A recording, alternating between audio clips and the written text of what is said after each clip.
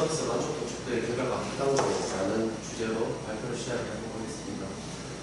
서비스 만족이라고 하면 일반적으로 저희가 설문을 어떤 서비스를 이용을 한다든지 어디 방문을 한다든지 대해서 했을 때 가장 보편적으로 잘 사용되는 것이 만족도라는 설문을 다들 해보셨을 겁니다.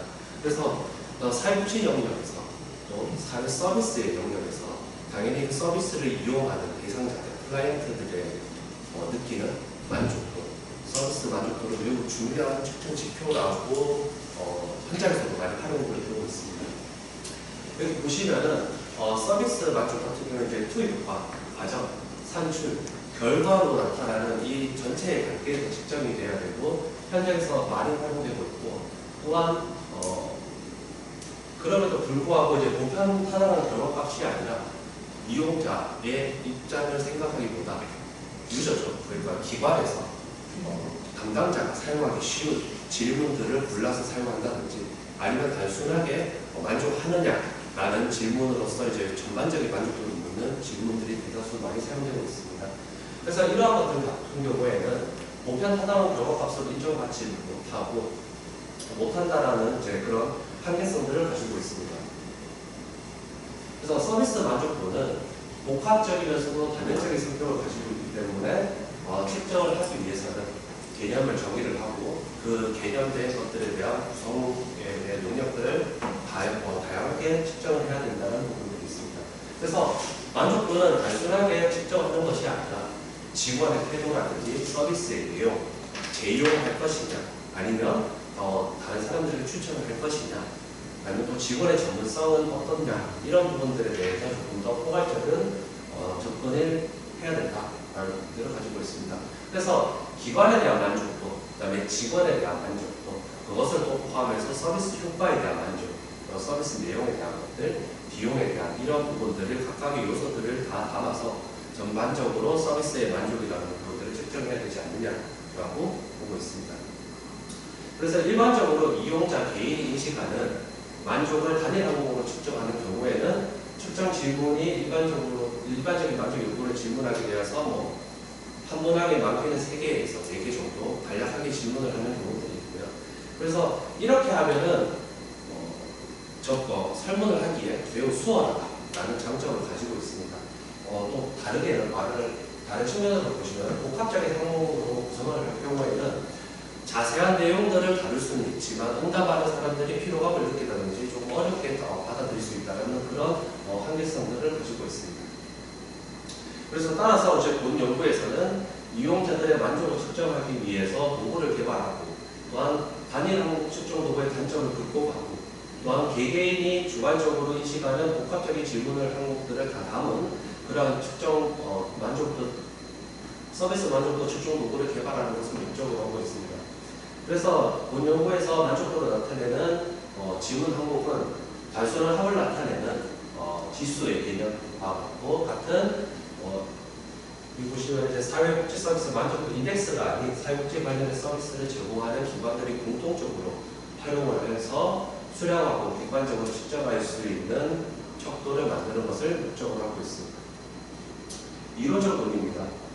서비스 만족이라 했을 때 서비스를 이용하는 이용자들이 인식하는 서비스에 대한 전반적인 만족도 정도를 의미를 합니다.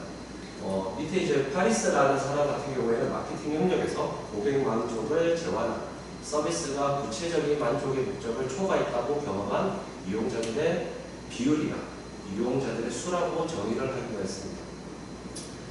만족도는 이용자들이 제한한 서비스에 대한 기대의 수준 또한 충족 여부를 나타내주는 지표로서 지속적으로 다른 서비스나 재화보다 제공된 서비스의 재화를 이용할 것이냐에 대한 여부들, 즉 기대감이나 이러한 인식들을 포괄적으로 가지고 있는 개념으로 볼 수 있습니다.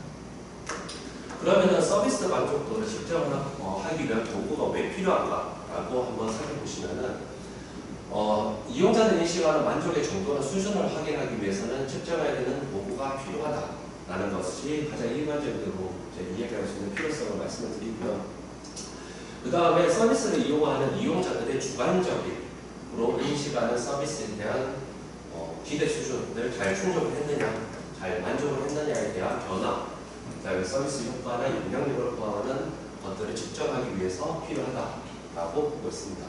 그리고 이제 만족도를 측정을 한다는 것은 단순하게 이 사람이 만족했냐 만족하지 않았냐를 바라보는 것이 아니라 서비스 만족을 측정을 한 다음에 그러면 어떤 부분이 잘 만족되지 않았기 때문에 우리 기관에서는 어떻게 좀 발전적인 방향으로 수정을 보완해야 되는 것들이 있는지에 대해서 활용할 수 있는 그런 기초자료로도 활용이 될 수 있다는 점들입니다. 즉 뭐냐면 설문지 측정 도구는 사용하기 어려웠다 아니면은 사용하기 쉽다는 개념보다 즉 이용하는 이 척도를 사용하는 사람이 스스로 도구를 활용을 하고 그 도구를 가지고 어떻게 발전적인 방향으로 기관을 이끌어 나갈 것이냐 서비스를 발전시킬 것이냐에 대한 자료를 활용할 수 있어야 된다라는 부분들을 말씀드릴 수가 있겠습니다.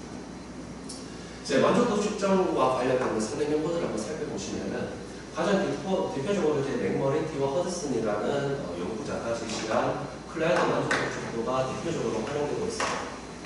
이들의 연구에서는 서비스 품질에 대한 만족도를 포함하지 않고 만족만을 별도로 개념하는 측정으로 하는 대표적인 모형이라고 말씀드릴 수가 있고요.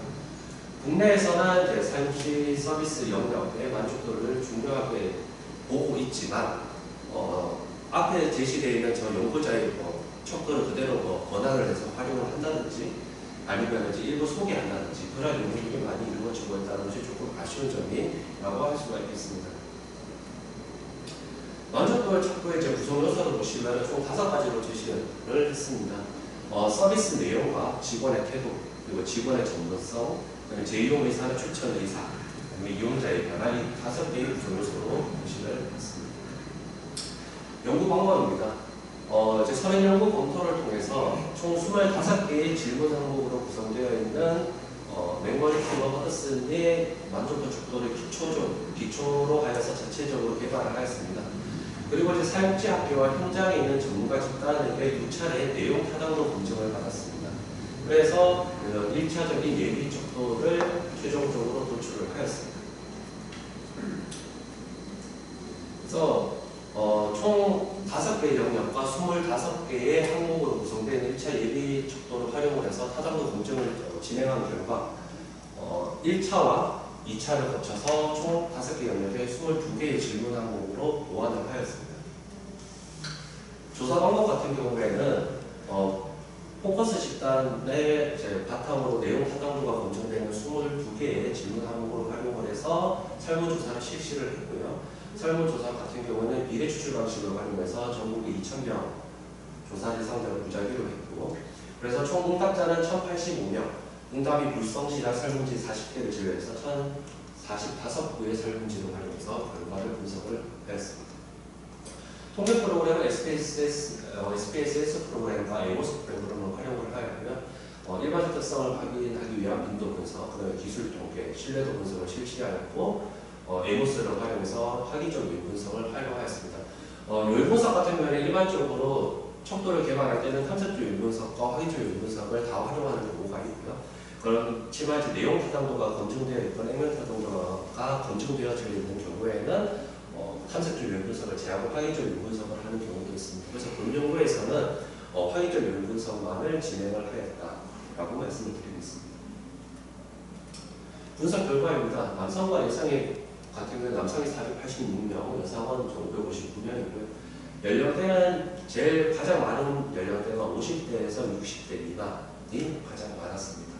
그리고 지역 같은 경우에는 서울부터 제주도까지 62명에서 61명, 거의 비슷하게 설문을 해서 총 1,045명.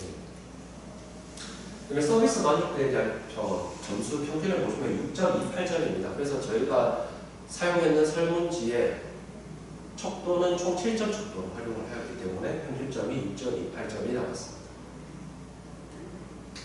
제 신뢰도 분석한 결과는 전체적인 신뢰도는 0.969의 값이 나왔고, 그 다음에 이제 확인적 요인 분석한 결과에 대한 그림은 다음과 같습니다. 그래서 분석한 결과, 처음에는 22개의 설문 문항으로 진행을 했는데 설명력이 낮은 문항이 이제 10문항 정도 있어서 그걸 제하고 최종적으로 12개의 문항을 확인하였습니다. 그래서 카이 스퀘어 값은 442.842의 값이 나왔고요. 그 다음에 GFI는 0.936, 그 다음에 RMR 값은 0.023, RMSE의 값은 0.083의 값이 나왔습니다.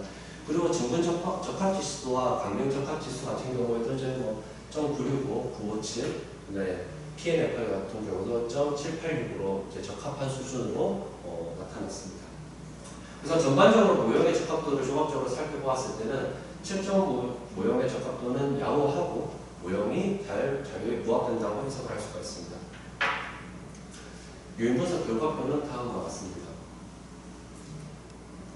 그리고 이제 최종적으로 파격적 요인 분석에 나온 결과에 대한 12개의 문항을 가지고 타당도 검증을 했습니다. 그래서 본 연구에서는 잠재요인 신뢰도 분석 CR 값을 기준으로 했고요.